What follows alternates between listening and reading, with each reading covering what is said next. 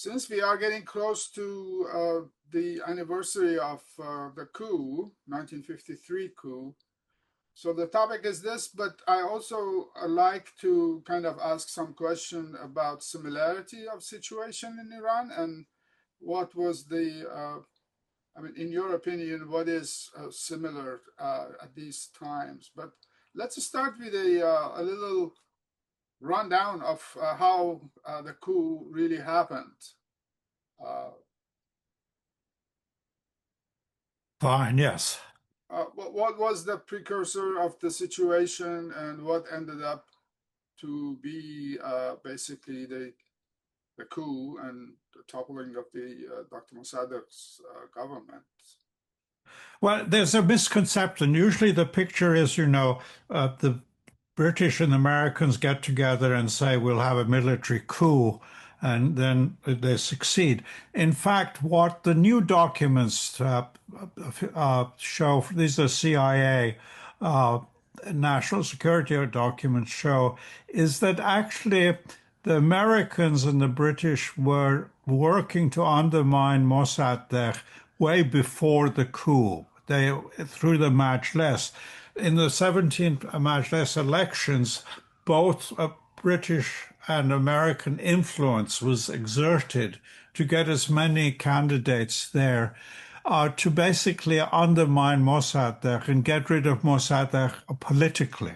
The reason actually was because the Shah had told both the ambassadors that if Mossadegh was to be got rid of, it had to be done constitutionally. He was actually against a coup, military coup. So what the British and Americans did was tried their best to basically undermine Mossadegh through the parliamentary process. It's when that failed that they resorted to the military coup. Now, but the reason they wanted to get rid of him was precisely because Mossadegh refused to give up on nationalization of oil. So that became this main stumbling block. The American press did an actually good public relations job by saying, oh, we have nothing against nationalization. We accept the principle of nationalization. It's Mossadegh who's being intransigent, obstinate, not accepting a compromise. But in fact, the compromise they offered was we Americans will accept a nominal acceptance of the principle of nationalization on condition that you don't actually take over control of the oil industry, which makes it meaningless. But the press at that time basically didn't see through this deception. They kept on arguing in America, Britain, that the West was willing to accept nationalization. It was Mossadegh who was refusing to accept a deal. The one person who actually could see through this and said it at that time was Professor Elwell Sutton at Edinburgh. He'd worked for the oil company. He'd worked for the British Foreign Office. He was an Iran expert. And he was honest enough to say that this was really not a compromise deal they were offering.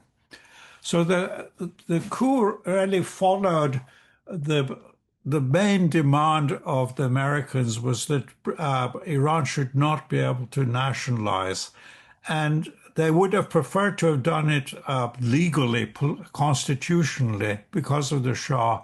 But failing that, they resorted to a military coup. Now, there's a lot nowadays, sort of the counter history, and almost every anniversary, you'll see it probably tomorrow or the next day, there'll be a stream of articles coming from so-called think tanks talking about the myth of the coup. And the myth they claim is that there was a coup. There was no coup. There was an uprising of people in Iran against Mossadegh for the Shah, and that people like me are misconstruing everything into a coup. But in fact, if you look at the CIA documents themselves at that time, they were quite honest to themselves, not to the public, that this was a military coup.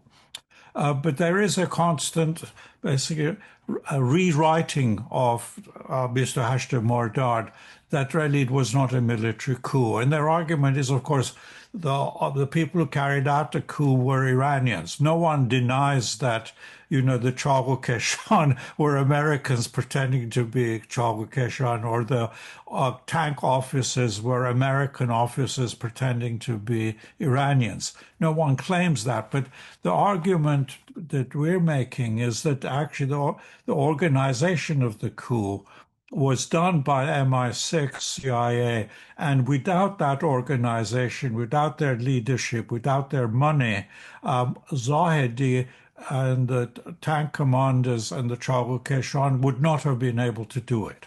That's the crucial difference between, I think, the people who talk about the coup and the people who talk about the myth of the coup. And precisely, I like to really understand what was the claim, part of the claim constitutionally based on Iranian constitution at the time, is that the Mossadegh basically dismantled the Majlis, and that was another kind of addition to the situation that allowed the coup to happen. Well, see, what happened in the Majlis was that since they could not get a majority of no confidence on Mossadegh, horse Mossadegh, what they did was a constant boycotting. So every time there was a bill to be Mossadegh wanted to introduce, they would walk out. So basically the Majlis ceased to function. So the only way Mossadegh legally or could peacefully resolve that was to have a referendum, to have a new elections for a new Majlis. And that's what the royalists at that time said, well, there's nothing about referendum in the constitution, so what you're doing is unconstitutional. So that became the main, actually, you can say, legalistic argument. But that's an argument that royalists couldn't later use because actually the Shah himself often resorted to a referendum later on. But it is true that Mossadegh was the first time to carry out a referendum. And of course, many democracies, including the one Iran was based on, the Belgium, the French European ones, they had actually basically room for referendums if necessary. So it wasn't really an outrageous, illegal act of Mossadegh to resort to a referendum. And apparently Shah also used referendum for a couple of instances. Yes, of course. Mainly for the White Revolution, Yeah. he used it as a tool. So, what came around this concept of executing the coup, as far as joining American and CIA with British MI6? To be able to carry out the coup. At the last minute, apparently something went wrong, and then they were able to collectively use the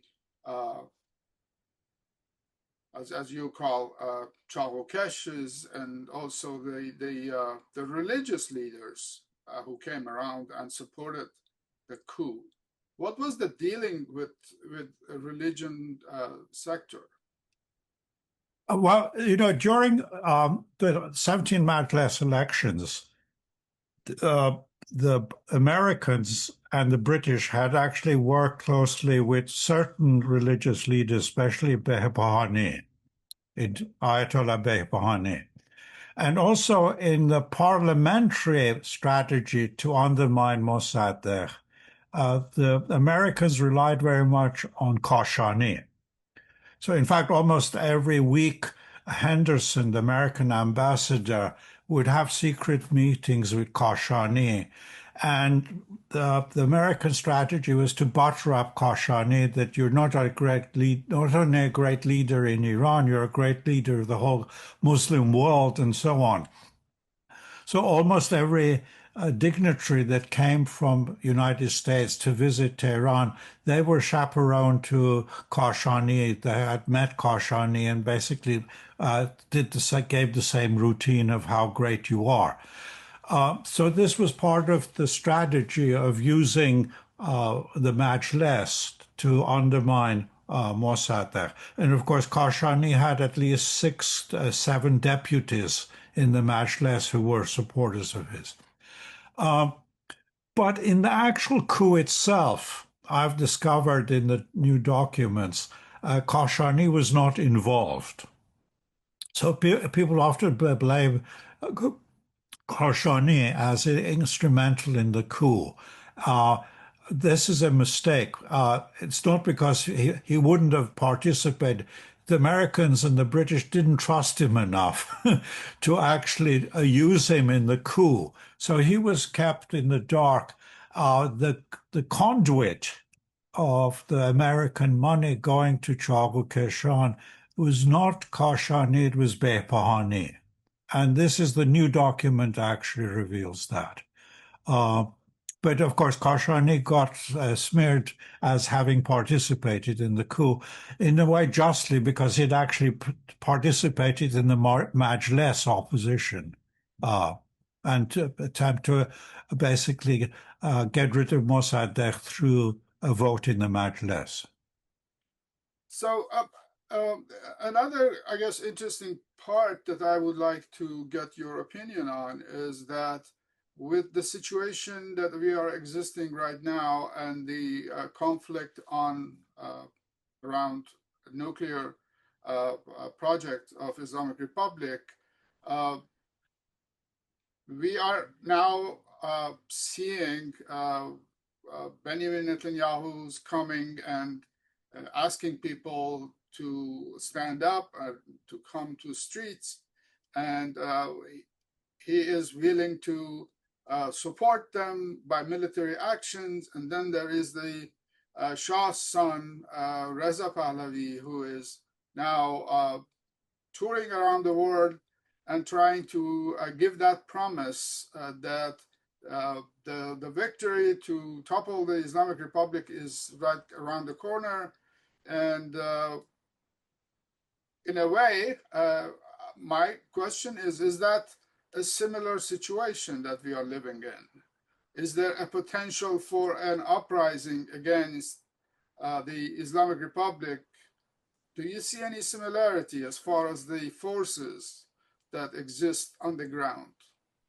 No, I don't see that similarity there. There's still a danger, but I'll get to that in a moment. There are a lot of dissimilarities. In 53, US and Britain had a huge infrastructure within the country, and they could also rely on a great deal of the old feudal aristocracy, big landlords, the tribal chiefs. There was a whole network there. Besides that, they had all basically economic influence in the country through like point four business dealings, a great deal of merchants in Tehran that actually had, traded with America, United States. That structure was instrumental in getting the coup succeed. That didn't exist. And actually, during 79, that didn't exist either. This whole idea that somehow Carter would have tried to do a coup, that was just basically fantasy. In fact, you have the story of one leading CIA man in 1979 walking out of the embassy, US embassy, and immediately getting lost. He didn't even have a proper map of Tehran to be able to organize a coup. So that whole idea about den of spies had a completely different agenda. There was no real possibility of a coup. So nowadays, however much Netanyahu might talk about trying to inspire a coup, they don't have the structure and they don't have the resonance. It's not going to work. I think what sinisterly the Americans are hoping is eventually there will be a coup by the pastors. And once the pastors get in power, then they can make a deal with them. And you then have a situation like Pakistan, where you have the military in charge. They claim to be an Islamic military. And these guys will claim that they are Islamic. But of course, once they have a coup, they will lose their legitimacy. Uh, but that's, I think, what probably the more intelligent people in Washington are thinking about. The idea somehow people out of Evin are going to rush out and carry out a coup and re-invite Israel and America back to Iran. That's pure fantasy. But in reality, they had some network, at least Israelis have, uh, to carry out these attacks on special like personalities or the military commanders, that they were able to do just eliminate them in the first day of this whole 12-day war. So don't you think that they do have a structural network in place? And that's what Reza Pahlavi claims, that he's talking with people in the military, and especially like Sepah Pastaran, gives them assurance that if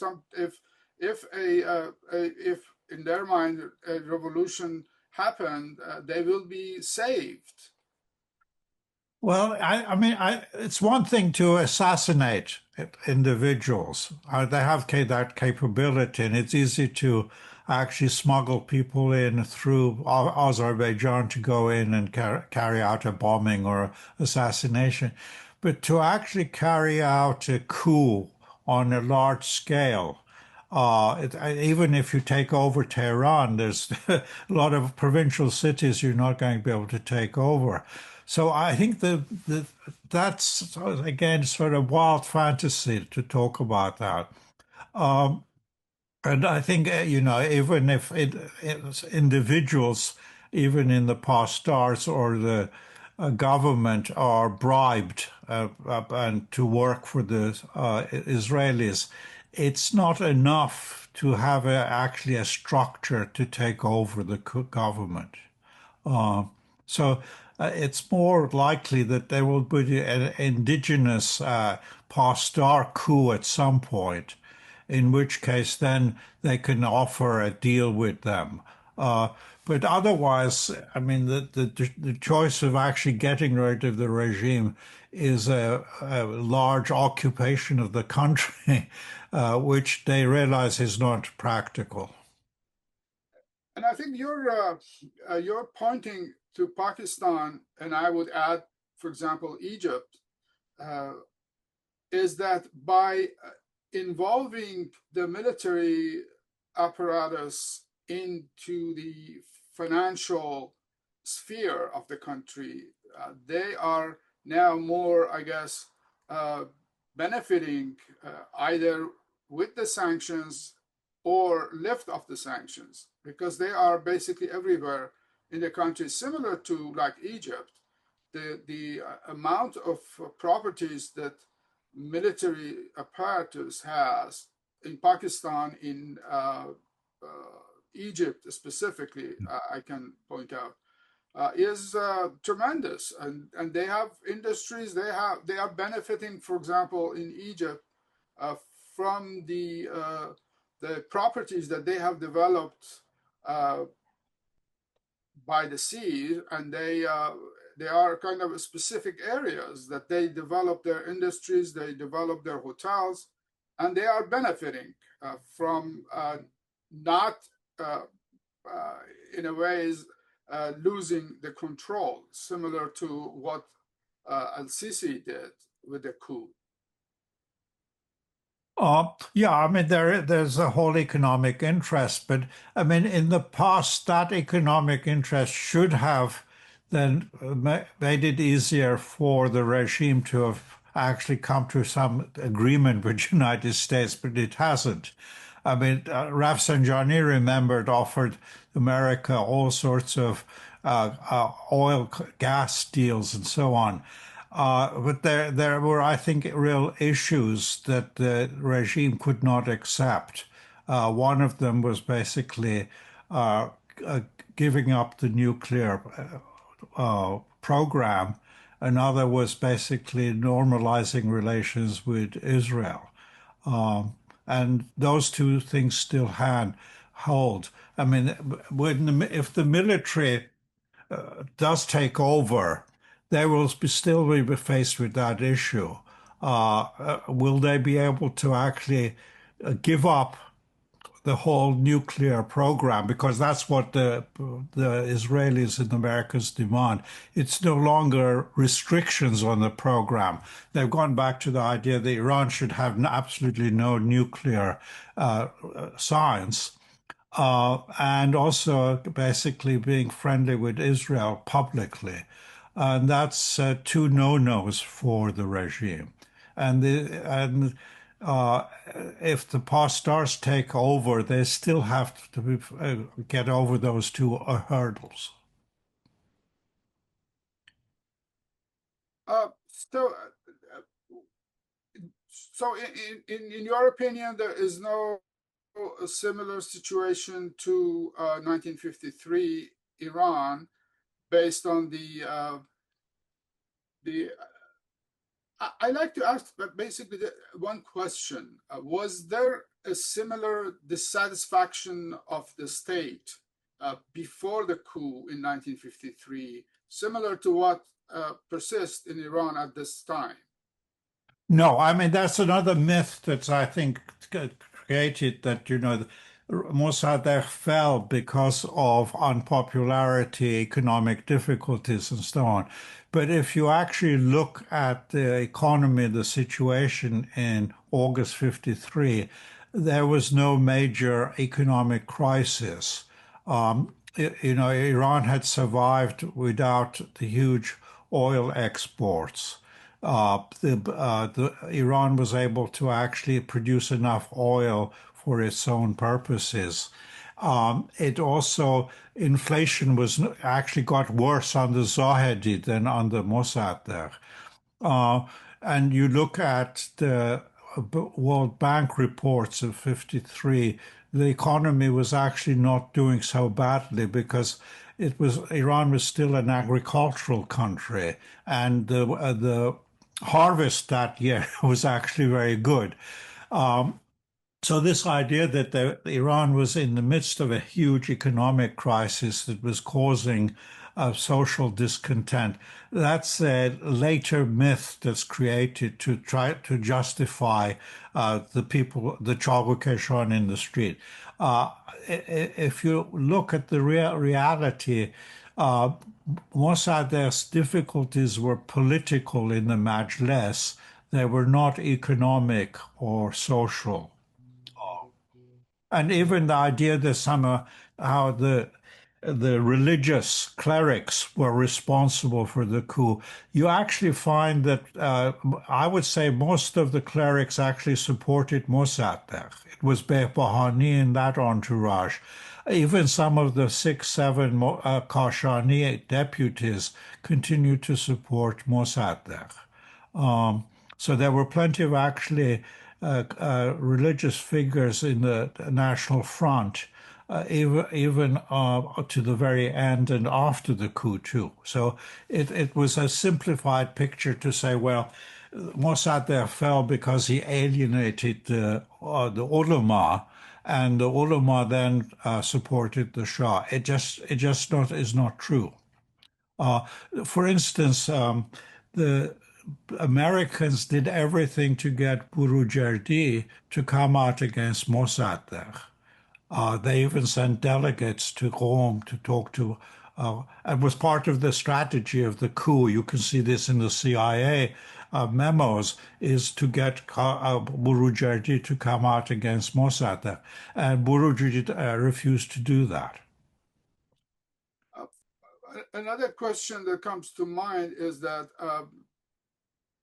specifically with regard to the policies of Trump administration at this time, what do you think they are pursuing with all these kind of uh, deals around Iran. Just recently between uh, Af- uh, Armenia and Azerbaijan. There are other agreements in Syria with the new government in Syria, and it's kind of like a surrounding Iran, doesn't it appear to you? Yes, I know. So it's contradictory. It's like much of the Trump administration, it's incoherent. I mean, the stated goal of this administration, as well as the previous one, was that U.S. should basically have less foothold in the Middle East to focus on what they perceive as the major threat, China. So they're talking about China is the main focus and that getting out of the Middle East. But in reality, as you pointed out, a number of cases, they're actually getting more involved in the Middle East. Uh, so it's there is no coherent policy because there's no coherent State Department. Everything's in uh, Trump's head and what he thinks at that moment. Uh, I think his main thing at the moment is basically to support the Israeli position, which is Iran should have no nuclear uh, research, no nuclear facilities. If they were concerned about nuclear weapons, they would have stayed with Obama's deal, which was perfectly good. It prevented Iran having a nuclear weapon. But they've gone back to pre-Obama policy that Iran should give up all its nuclear facilities, which is, I think, a no-no for Iran. There's no way the regime is going to accept that. It's in a way that draws parallel with the Mossadegh situation. Sure, Mossadegh could have survived if he gave up nationalization. And some people say that he should have done that. But then where would Mossadegh have been if he had never nationalized the oil and was willing to give up nationalization? I think the same thing holds now for this regime. Nuclear knowledge, ability to have nuclear science is become a sort of important national prestige, which if they give up, it is like surrendering to America and Israel. So my actually other question with regards to the current situation, how do you see the imperialism or compare the imperialism power of the mid 20th century and today, considering the emergence of other powers, at least China and Russia and the BRICS and the other, I guess, commitments that there are now competing with the Americans and Europeans' supremacy. Well, it's very different because actually, I mean, people talked about a new Cold War, but the Cold War between U.S. and USSR was a very different thing. USSR was always built up as having a major threat to America. USSR had actually the GNP of Mexico. You know, it's a miracle that with that smaller GNP, USSR was able to compete militarily with the US. But the USSR never had basically the reach and the economic power of United States. US now faces a reality with China, which is actually on a par with United States in economic. It's growing faster, and it's much more rational and planning, and it'll easily overtake United States in economic capabilities. And it's actually fast undermining U.S. influence in the Pacific. So in that way, actually, American imperialism is much more on the challenge now than it has ever been before. And the way that I think this is then expressed is Trump's sort of return to 19th century imperialism, where he openly talks about taking other people's land.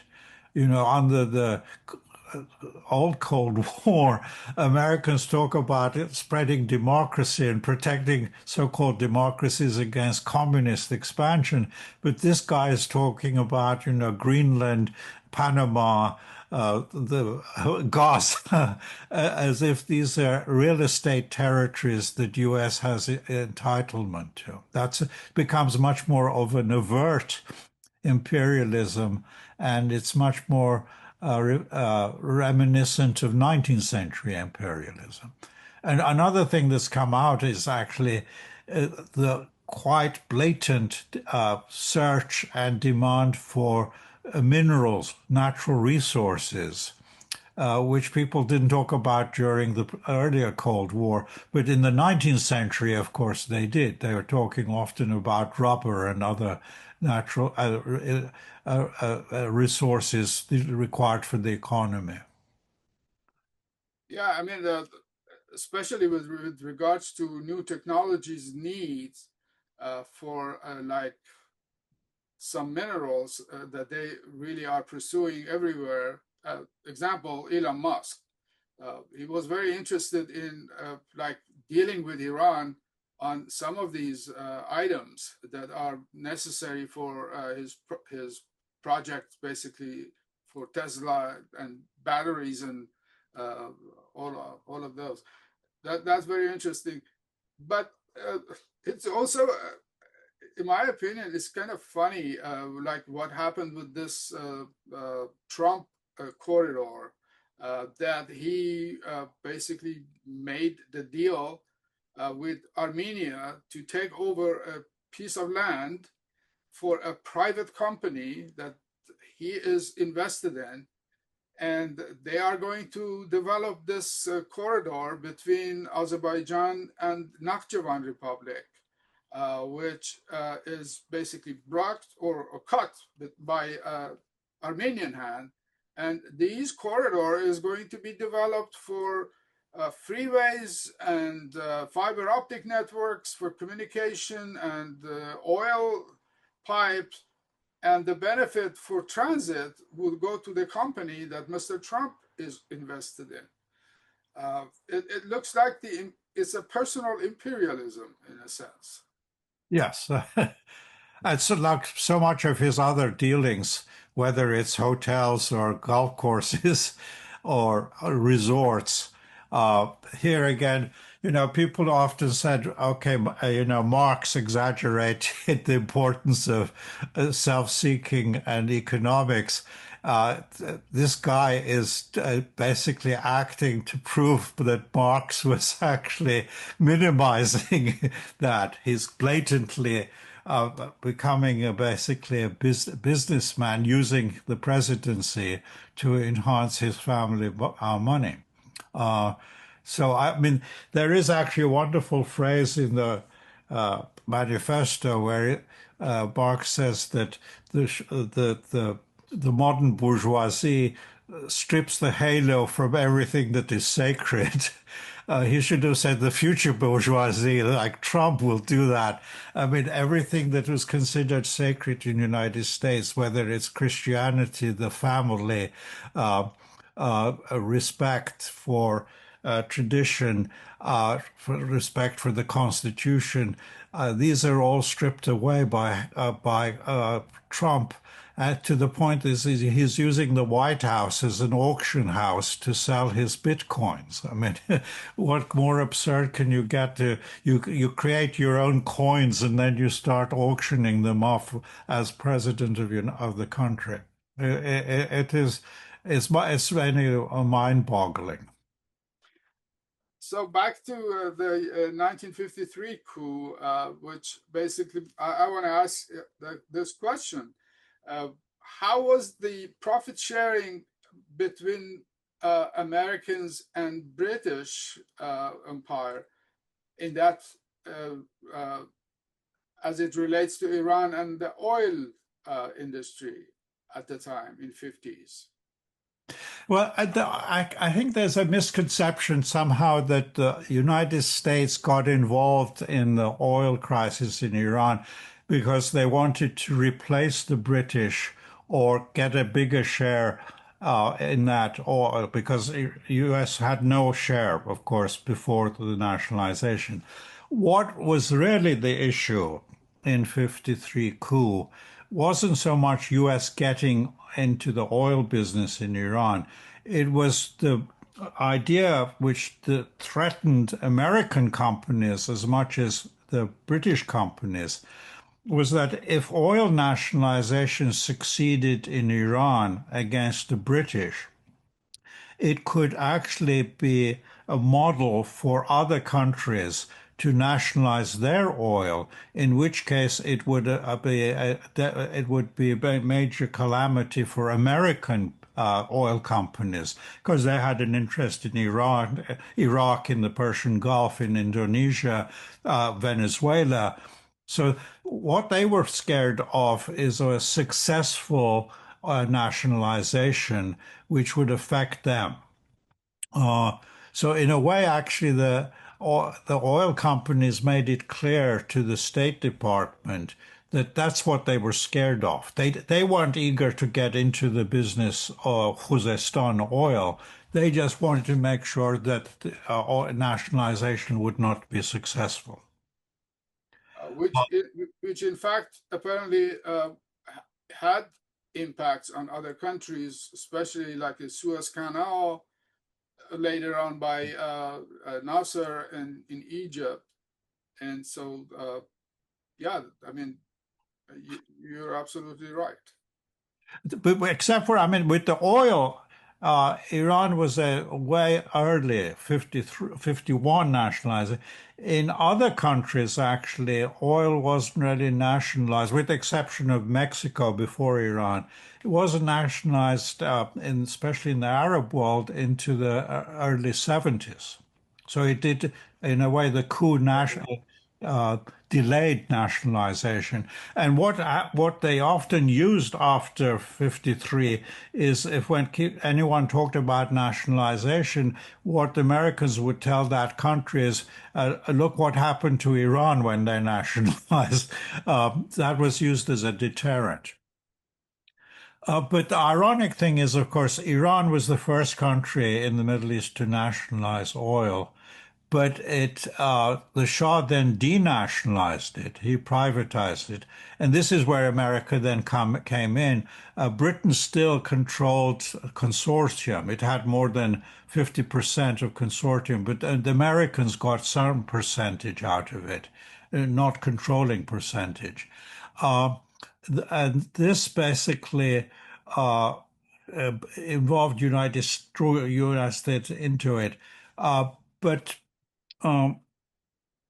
the nationalization idea did still basically spread around. People learned about Iran and got around the ways of venting it, so that they didn't fall into the same pitfall as Mossadegh. So they were able to nationalize. Iran then left without nationalization. The Shah claimed as if he controlled Iran's oil. This was all, like everything else, phony about the regime. The regime did not control consortium. The consortium decided how much oil to produce, what price to sell it, and who to sell it to. So the Shah often grandstanded about being at the forefront of OPEC, but he was only one of the few countries in OPEC there which didn't actually control its own oil industry. But even the Saudis controlled their own oil industry because they had nationalized Aramco. They could set prices. But Iran basically was left without nationalization until 1979, when the consortium agreement ended coincidentally with the revolution. So after 79, basically, the Islamic Republic took over the oil industry. So let me end by this, I guess, wild question that, I mean, first of all, I heard it from Stephen Kinzer. He was speaking here in Portland, and he said, well, if the coup hasn't happened, uh, there wouldn't be an Islamic revolution today. How do you see that claim? That if I mean, it's obvious if the democratically elected prime minister such as Mossadegh has continued, and Iran would be really a different place. Don't you think so? I think Kissinger is right because there is a direct link between 53 and 79.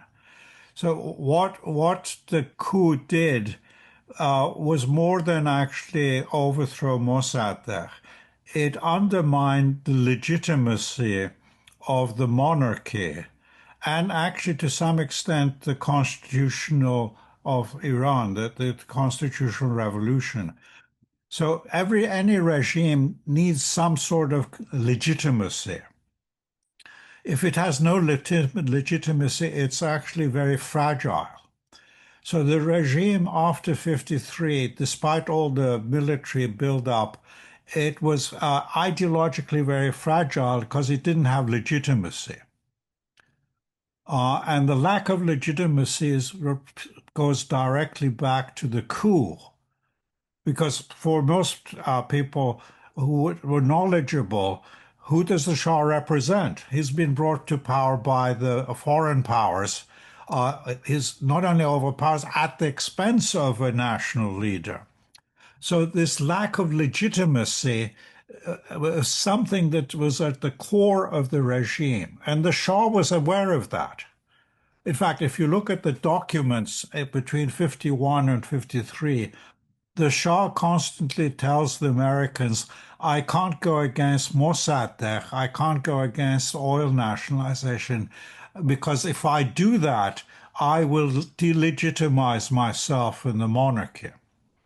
So he's very reluctant to actually participate in the coup.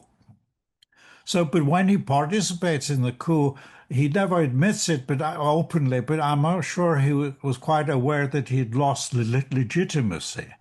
So, what does he try to do next, basically 20 years, is try to get new legitimacy.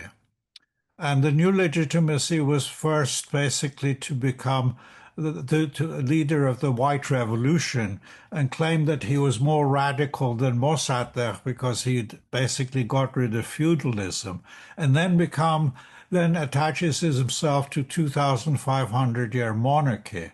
And these attempts to get legitimacy for replacing the loss in 53, those actions actually further alienated more people, especially the clerical hierarchy with the White Revolution, and also the whole idea about 2,500-year history was seen as undermining Shiism. So he ended up in 1979 basically having no support, no legitimacy. But Americans were not willing to admit this. Even writers now, when Americans write about the coup, they talk a lot about, the Shah having cancer, couldn't make up his mind, or you have a shopping list of discontent, but they're never willing to admit that there was lack of legitimacy.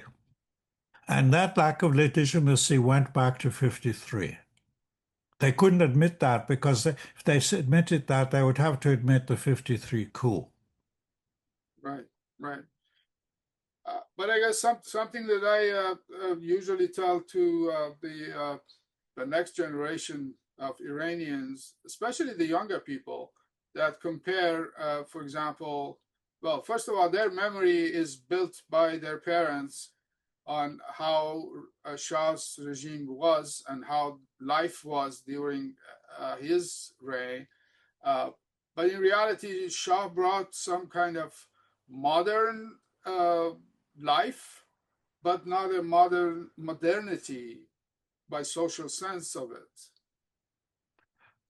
Yeah, I mean, it's a wonderful term, modernization, modernity, tradition. It's very few people willing to define it. If you mean modern, like, new roads, Coca-Cola, Pepsi-Cola, yes, those things were easy to do. But in terms of modern attitudes, and modern attitudes are basically based on liberty, equality, fraternity, natural rights. These are the core of the Enlightenment. The Shah didn't accept any of this. Oh.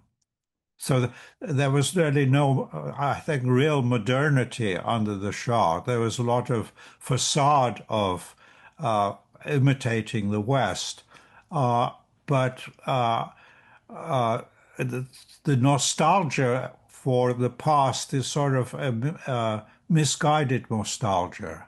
Uh, their whole industry now in the West of creating this idea that everything was fine. If everything was fine, why were there 3 million people out in the streets saying, death to the Shah?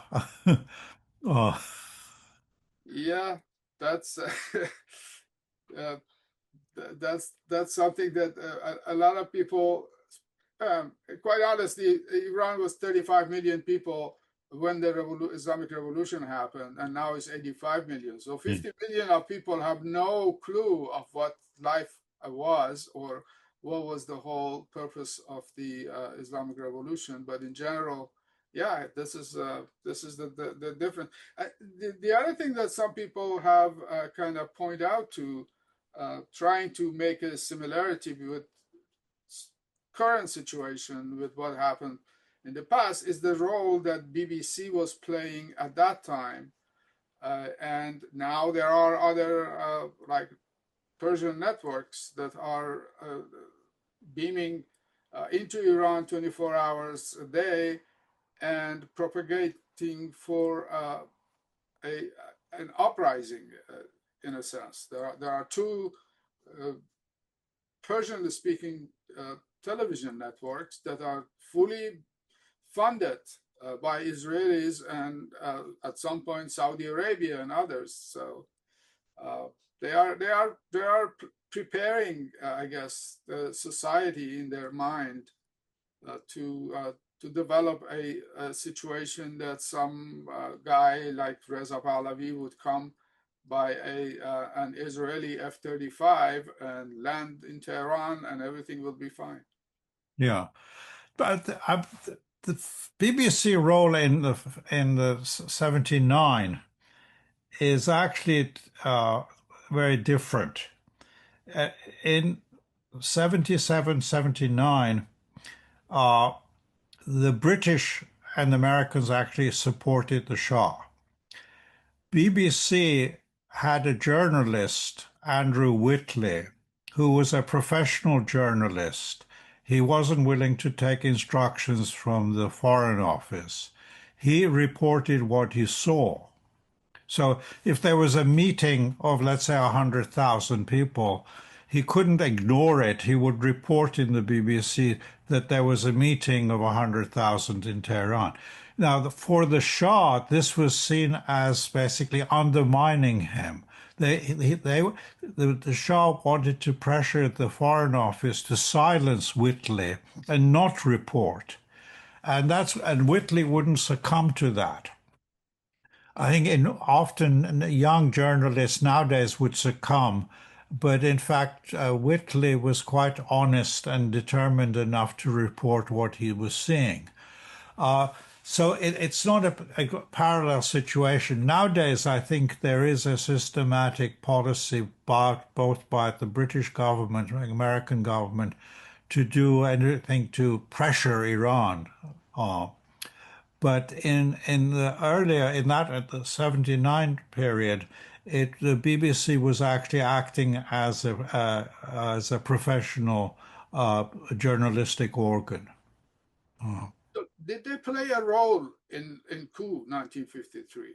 Oh, in 53, yes. Yeah, in 53, they basically, at that time, and you can see this in the Foreign Office archives, they they put pressure on the leader of the BBC Persian service basically to follow the line of this government. And Elwell Sutton, who had worked on the BBC and was sympathetic to Mossadegh, he was actually blacklisted and was not permitted to actually speak on BBC because I felt he wouldn't follow the government line on nationalization Mossadegh. So at that 53, it was BBC was very much a government organization. And it is now, I think. But in 78, 79, it was a different period. And one last, I guess, item with regards to BBC. I think I read somewhere that they broadcast a code to start the military coup on the day of August 19. Is that Oh, correct? yes, they were supposed to um, uh, actually broadcast something uh, with a sudden phrase in it, which the Shah would know, and that would be indication that the British government was fully behind the coup.